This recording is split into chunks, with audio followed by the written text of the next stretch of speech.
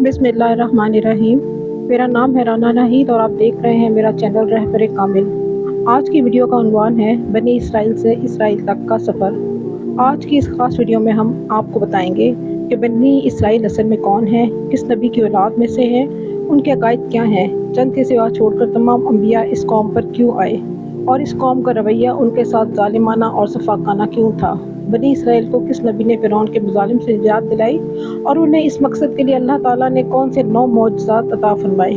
अल्लाह ताला की करम नवाजियों के जानते हुए भी बनी इसराइल ने अल्लाह की इबादत क्यों छोड़ी, अल्लाह ताला इस कौम से क्यों नाराज़ हुए और फिर इन पर किस कौम को मुसल्लत कर दिया गया। फिर साल हर साल अपनी नाफरमानियों की वजह से उन्होंने जिलावतनी की ज़िंदगी क्यों गुजारी। दज्जाल का ये बेचैनी से क्यों इंतज़ार कर रहे हैं, इसको मजबूत करने के लिए कौन सी खुफिया तंजीमें काम कर रही हैं, और आखिर में हम जानेंगे कि इसराइल किस तरह वजूद में आया। फ़लस्तीन को लेकर बनी इसराइल मुसलमानों के साथ क्यों मतनाज़ा हैं। वीडियो बहुत मालूमाती होने जा रही है, लिहाजा इससे स्किप ना और आखिर तक ज़रूर देखिए। अगर वीडियो पसंद आए तो चैनल को लाइक और सब्सक्राइब लाजमी करें। तो चलिए शुरू करते हैं।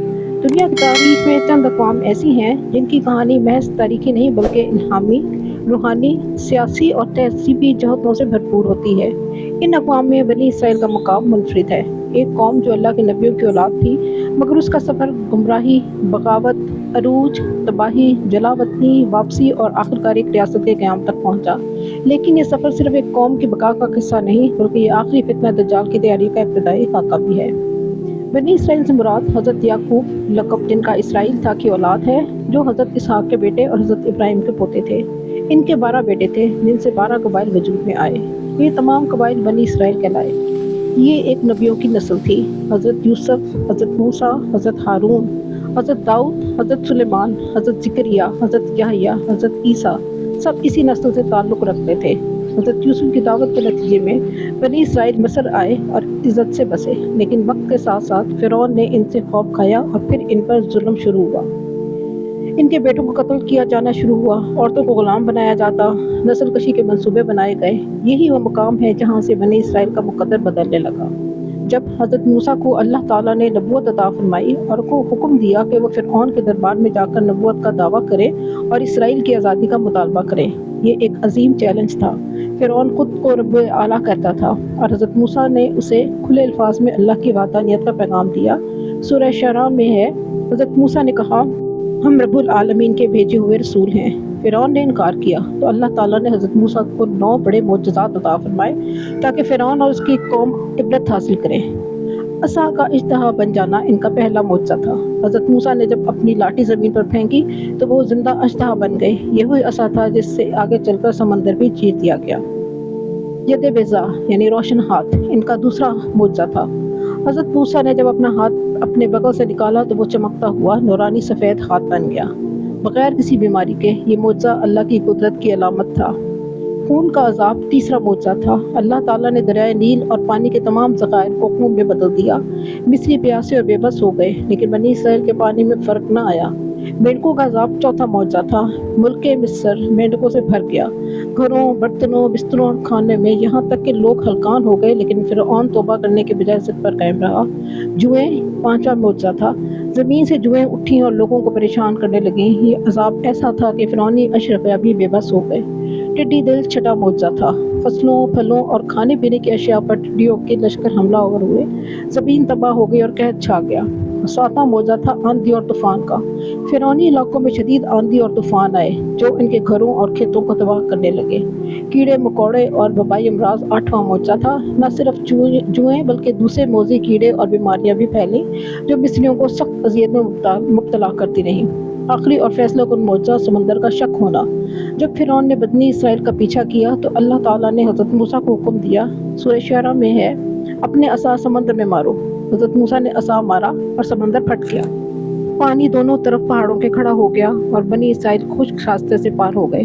जब फ़िरऔन अपनी फौज के साथ दाखिल हुआ तो समंदर दोबारा बंद हो गया और फ़िरऔन गर्क हो गया।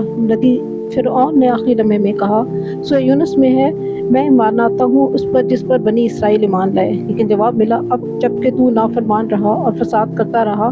फिर इसके बाद समंदर शक हुआ और फ़िरऔन अपनी कौम समेत इसमें गर्क हो गया। हज़रत मूसा बनी इसराइल को फ़िरौन से निजात दिलाने के बाद लेकर निकले और दरियाए कुलज़ुम यानी रेड सी पार कराया। तो वो कौम एक नई आज़ाद ज़िंदगी में दाखिल हुई।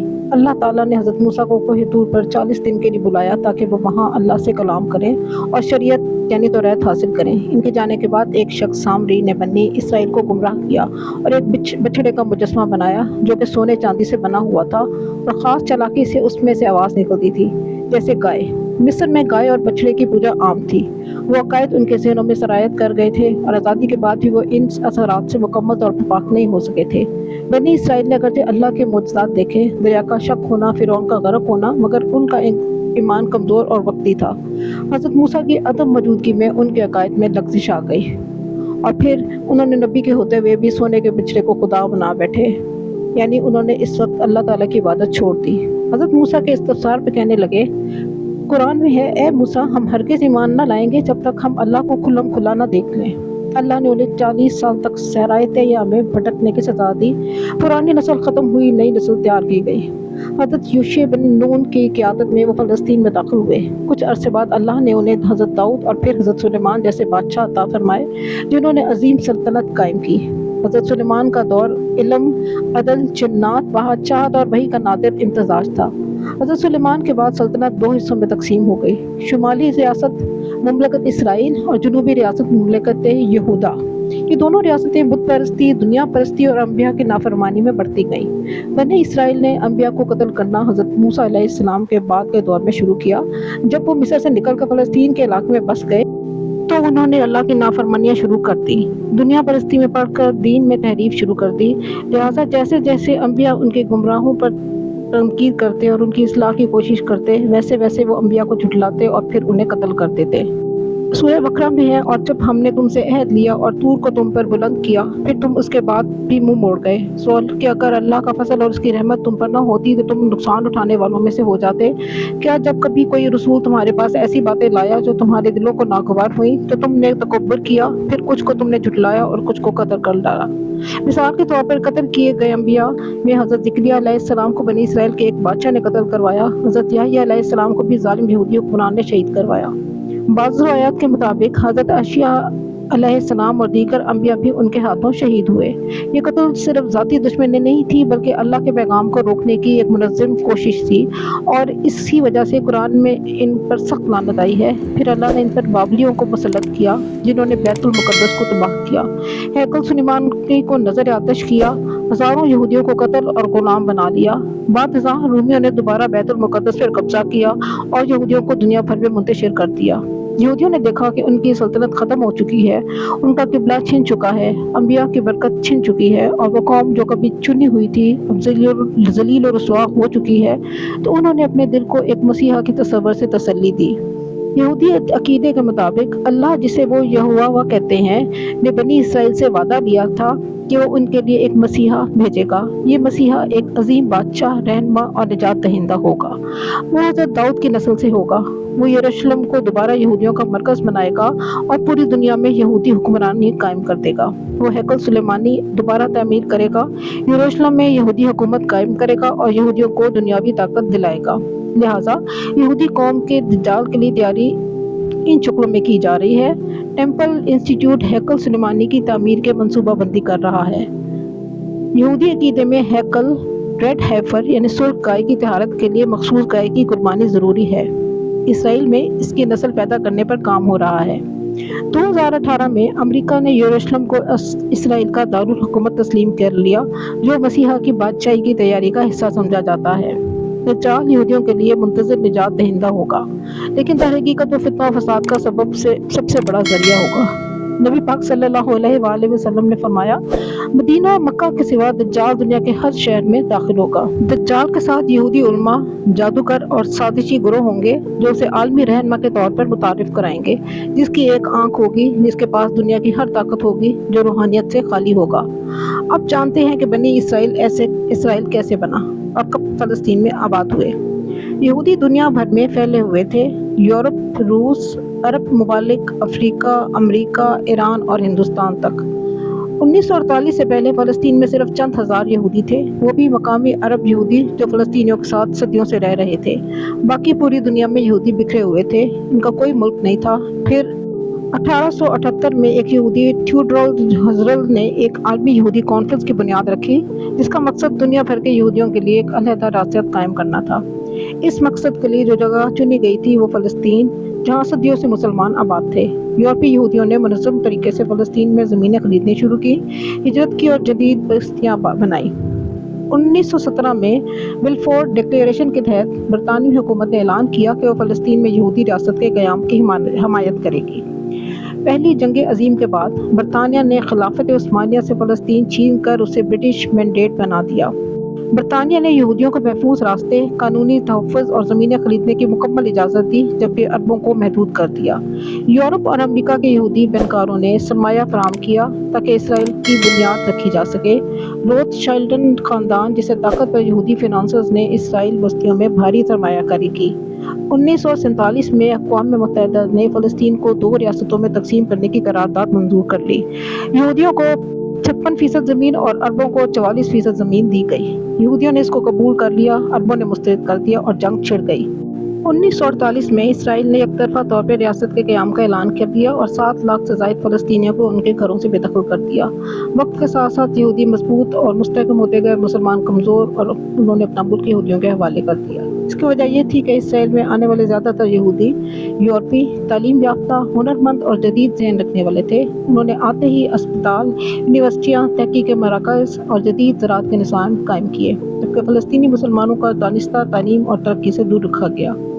یہودیوں کو بیرونی فنڈنگ مسلسل ہو رہی تھی، جبکہ فلسطینی غربت و بدحالی کا شکار تھے۔ اسی لیے یہودیوں نے زمینیں دھڑا دھڑ خریدنا شروع کی اور مسلمان پیسے کے لالچ میں زمینیں فروخت کرتے رہے۔ یوں یہ چند ہزار یہودی فلسطین کے مالک بن گئے اور اسرائیل وجود میں آ گیا۔